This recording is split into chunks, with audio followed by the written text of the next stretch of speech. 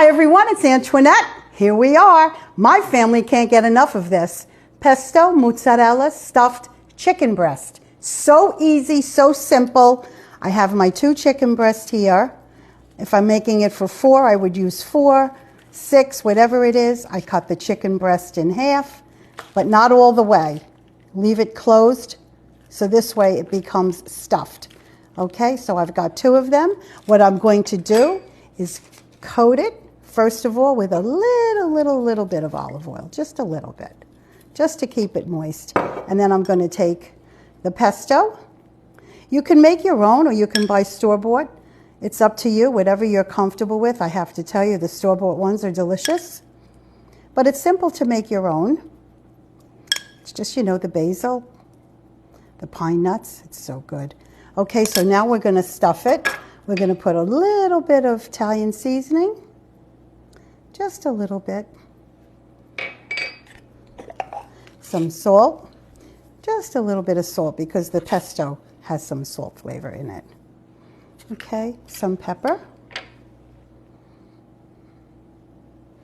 Okay, I'm going to clean my hands. I touched the chicken. I want everything to be very clean. And now we're going to put the mozzarella in it. I like to use fresh mozzarella. Okay, like that.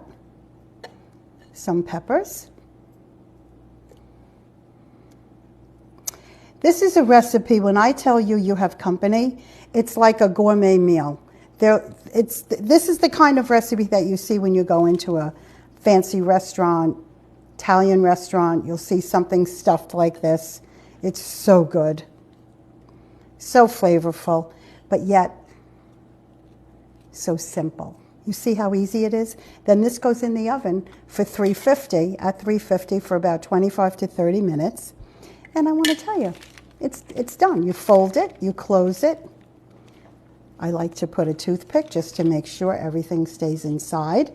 It's like a little pocket.